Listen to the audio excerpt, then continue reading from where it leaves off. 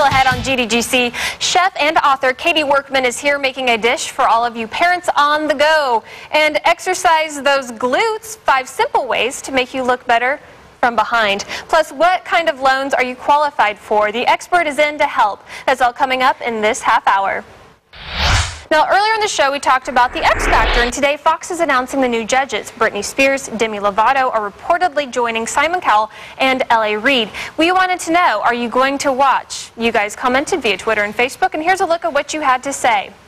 Josh, let me see if I can get this right. Surovic says Britney will be amazing. She's getting paid more than any other celebrity to be on the show. She has all the wisdom and talent advice to give to these contestants. And Heather Smith says Britney Spears has no right to judge anyone. What is Simon thinking putting her and Demi Lovato on the panel? Is this the Mickey Mouse Club X Factor? Nice. There's still time to chime in. Head on over to facebook.com/GreatDayGreenCountry, or you can also tweet us at GDGC Tulsa. Well, it's estimated that 3.5 million kids are injured while playing an organized sport every single year. Oklahoma-based health maintenance organization Global Health is offering some advice to ensure that children are safe and healthy when playing sports this summer. And Dr. Troy Glaser with Central State's orthopedic specialist is here with more. How are you, sir? Good. How are you doing? I'm great. This is something everybody needs to know. My son went down on Saturday in a soccer game. I thought he blew out his knee. And he didn't. He just had a bruise. But that made me think about keeping my kids safe as they get older and they're playing sports this summer. So what should parents think about when having kids get ready and to stay healthy? Probably the best thing before any sporting event is just a 5-minute warm-up. It gets the blood flowing, it gets all the muscles warmed up, and that's probably the best thing that's been shown to be most effective, even more than stretching itself. Staying well hydrated this summer, as we know, in Oklahoma, it gets very hot, especially in kids when they're playing multiple sports.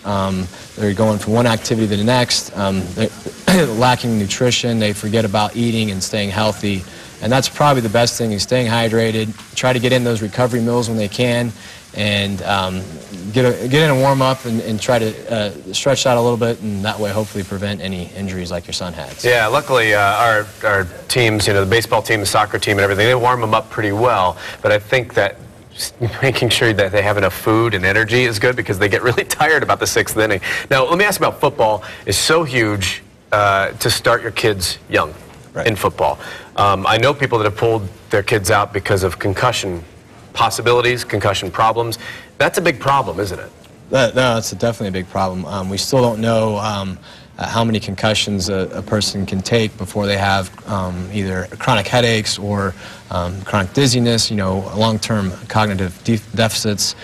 So if kids are getting hit at an early age, or getting diagnosed with concussions at an early age, they're more susceptible as they get older to more concussions, which can lead to problems later on in their life. Do you see kids with concussions coming in? Yeah, I see kids that are very young, and then we always talk with the parents, have a family meeting about what kind of sports they're playing, well, what happened, why did they get the concussion, and we're very conservative with their return to play protocol. And so people don't realize that the brain's suspended in fluid, and so it doesn't have to be just a horrible hit, or even if they have the best helmet in the world that protects them, no matter what force went through their head, there's still a brain suspended in fluid, and so it can shift and hit on both sides of the skull. So it's scary, because before the camera turned on, you said you saw 9-year-olds with concussions. That scares me. That is scary, but at the same time, I think if our coaches and our parents are all working together, teaching proper tackling technique in football, or whether it be in soccer, if they're heading the ball correctly, then and not hitting other kids, then we can definitely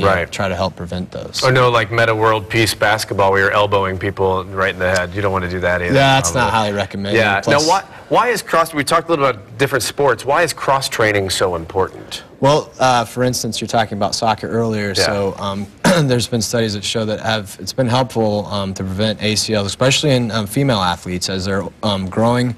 Their bones are growing, but their muscles and tendons are trying to catch up, and so their pelvic muscles and their hips are very weak, and so that sets, especially in females as they're going through puberty, it messes up with their coordination, and they can have problems with early ACL injuries that we see a lot in soccer. Interesting. So if they're able to do a core stabilization program with basic, simple exercises that they can actually help for when their knee is in a wrong position on the field, that hopefully they can prevent that without having an ACL torn. Fantastic. So, thank you so much for your help. We have more of these tips on our website. I really appreciate you stopping by, Doc. Thank you very much. If you want to learn more about the sports safety tips for your kids, go to our website, greatdaygreencountry.com.